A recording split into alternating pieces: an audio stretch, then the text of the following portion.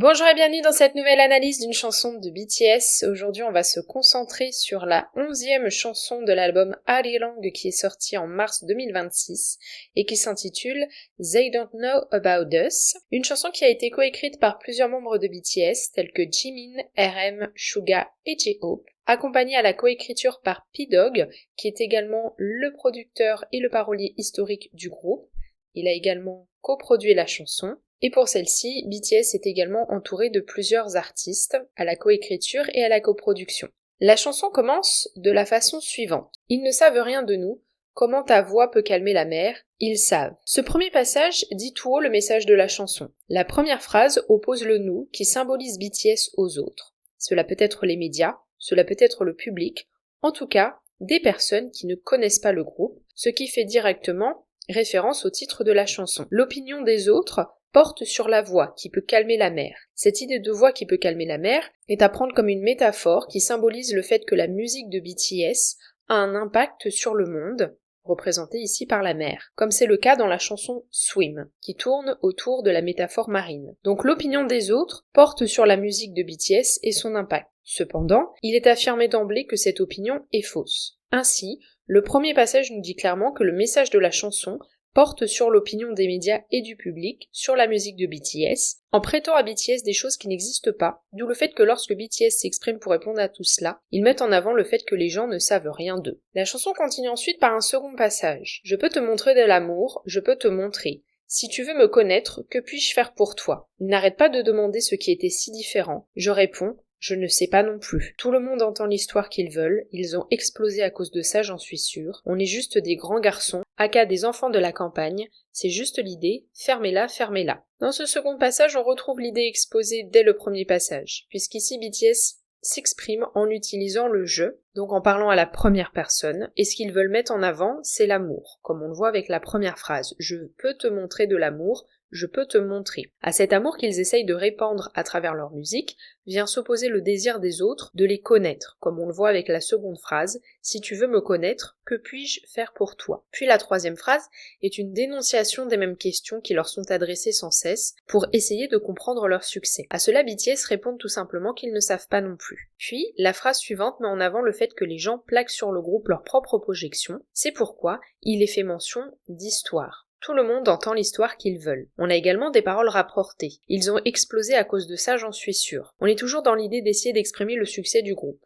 Pour répondre, BTS emploie un terme coréen, Chonom, qui signifie plouk ou villageois, et qui est historiquement utilisé de manière péjorative pour désigner une personne originaire de la campagne, ce qui sous-entend un manque de sophistication ou de raffinement. Dans ce contexte, BTS met ce mot en opposition avec le terme grand garçon, big boy, dans les paroles originales, pour marquer l'idée qu'ils ont conscience d'être des personnes simples à la base et que leur succès repose sur leur authenticité, ce qui leur a permis de prendre de la grandeur avec le temps.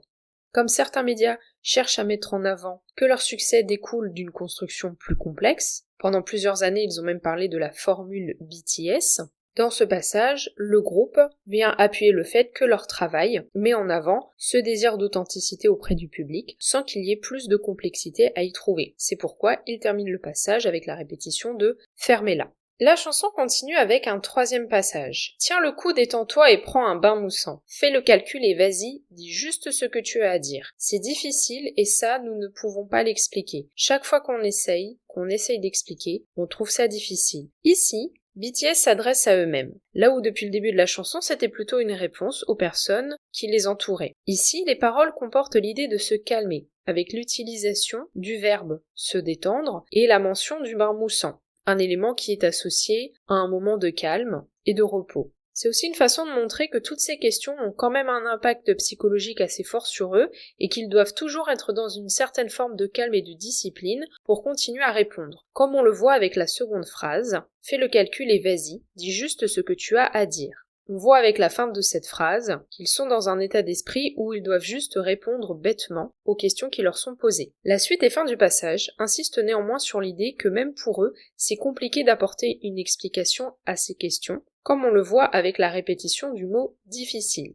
S'ensuit ensuite un court passage. Ils ne savent rien de nous, ils ne savent rien de nous. Ouais merde, oh merde, ouais, ils ne savent pas. Ce court passage comporte des répétitions. Il revient à plusieurs reprises tout au long de la chanson d'ailleurs. Et il porte en lui le titre de la chanson. Ils ne savent rien de nous, auquel est associé dans les paroles originales le terme damn en anglais, que j'ai traduit ici par merde en français. Damn, ça permet d'exprimer la colère et la frustration. C'est justement les émotions auxquelles ils sont en proie à cause de ces questions incessantes pour lesquelles ils n'ont pas de réponse. La chanson se termine avec un dernier passage. Toujours à la recherche de la facilité sans raison, profondeur du Pacifique dans mes affaires, tu es un clown huileux. Dois-je le décomposer pour toi? Tu n'as pas besoin de savoir. Pourquoi es-tu si pressé de découvrir? Ces gars sont spéciaux parmi les Asiatiques, des êtres héroïques, trop difficiles à briser. On ne se sent pas concerné. On est juste 7 gars. Ah, tu dis qu'on a changé. On est toujours les mêmes. Merde. Ici encore, c'est une réponse que BTS apporte. La première phrase est une critique des efforts vains que mettent les gens dans cette recherche d'explication. La deuxième phrase continue sa critique en mettant en avant le fait que les gens cherchent inutilement un sens à travers la mention des profondeurs du Pacifique. Le Pacifique est l'océan le plus profond du monde, et ici cette profondeur est associée aux affaires de BTS. Une critique est adressée, puisque ces personnes sont mentionnées comme étant des clowns huileux. Cette appellation développe la métaphore de la marée noire. Dans les paroles originales, le terme slick est employé. Ce terme fait directement référence au phénomène de la marée noire, donc dans la phrase, la profondeur est associée à l'idée de surface, puisqu'avec les marées noires, les animaux sont prisonniers des nappes de pétrole et restent bloqués en surface. Donc ici, BTS exprime l'idée que les gens cherchent à atteindre une profondeur, mais qu'ils échouent. Dans le passage, on a également des phrases rapportées. Ces gars sont spéciaux parmi les Asiatiques, des êtres héroïques, trop difficiles à briser. Elles sont mises immédiatement en opposition avec la façon dont les membres du groupe se voient, à travers la phrase « on est juste 7 gars ».